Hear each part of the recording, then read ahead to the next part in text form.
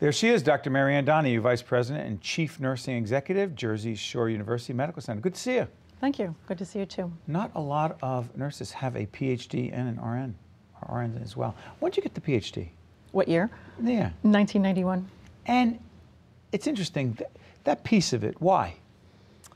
It's an academic preparation. At the time I was teaching at Jersey City State College, believe it or not, and I was in my early 20s, right. And I wouldn't be rehired for the next semester unless I said that I was going back for my PhD. So it was rather early in my career to be doing that, but I've never regretted it. I've never looked back. It's been a great education. But it's so interesting. It's a great segue to the whole question of higher education and nursing. Mm-hmm.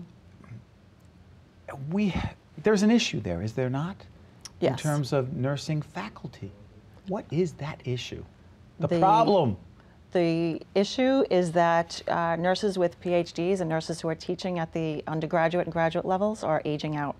And the average age of a nurse who is teaching in a faculty program is between 55 and 65.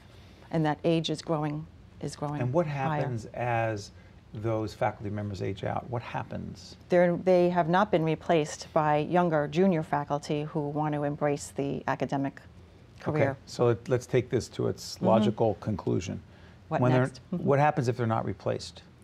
Well, that has a direct correlation then between new nurses being able to get into a nursing program, which we've seen in many of our local colleges and universities throughout New Jersey. They say for every 100 nursing students who want to be into a nursing program, only 50 can be accepted because we don't have the nursing faculty who are there. So then, Doctor, are we going to wind up having, see, right now in the state of New Jersey, we're seeing it in a lot of different states, but if you're looking at New Jersey right now, there is not a nursing shortage per se right now. Right now. Could you see us having one down the road? Absolutely, without a doubt. Because? Because when we talked just now about the nursing faculty shortage, there's also the aging, rather, of the nursing faculty. You're also looking at the average age of a nurse is also increasing. And right now it's between 45 and 50 years old, when for many of us who are new graduates back in the day, the average age of a nurse is what we were at the time, 21, 22. So we're really seeing that starting to take a little bit of a decline, but not as much as we would like. You told our producers, and you've said before, that you think that if in fact this nursing shortage becomes a reality, it could be the worst nursing shortage we've ever faced. Yes, it would be the Armageddon of nursing shortages. Oh, come on! That is scary, the Armageddon of nursing shortages. Yes, it's no exaggeration. Well, you have two factors that are playing into this. Is it the perfect storm? You might say. Or the really bad storm? You could say that. Because?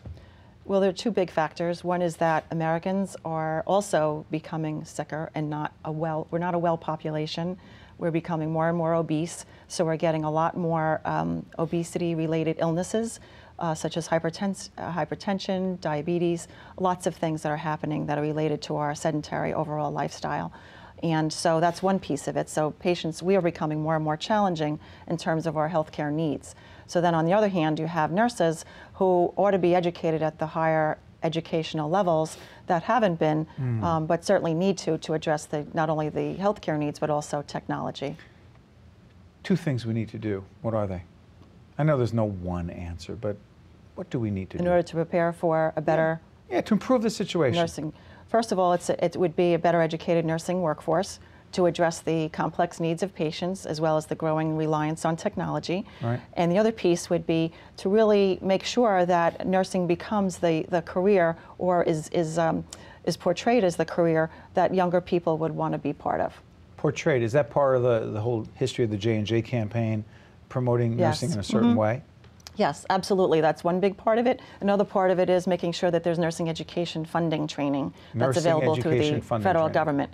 Many of us got our graduate degrees, if not our doctoral degrees, through the Nurse Training Act. That was in full force when we had President Carter in the White House, but then as soon as President Reagan came in and the succession of Republican presidents, I have to say that that's when there was a curtailing of the nursing education funding availability. What impact did that have? Direct.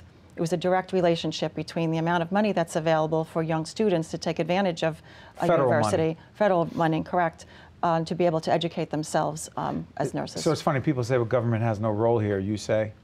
That's not true at all. That's not true. No, it isn't.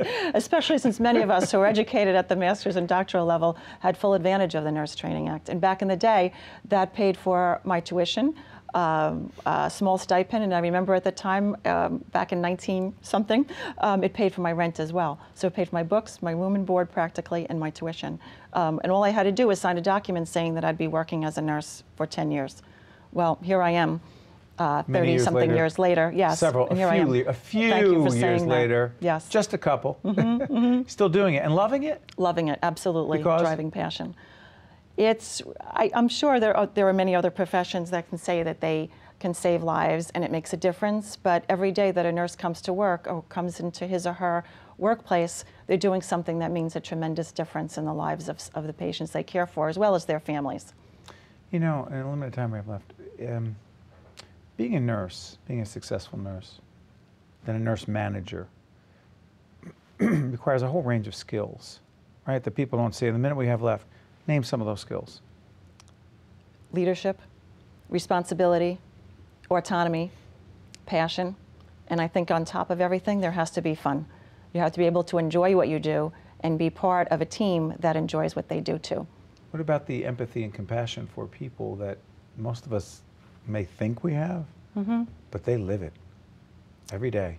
Yes, yes, absolutely. And I think there's that connection to human beings that it's really a privilege to be part of a chapter in that family's life. And I always think that when I enter a patient's room, I'm representing just a small piece in this family story about what happened to mom, or what happened to dad, or what happened to me when I had my child, or when I held the hand of my mom as she took her last breath. And a nurse is part of that. You personalize it that much? Absolutely. I think every nurse does. Every member of the healthcare team does. I can't say that nurses have the corner on caring either.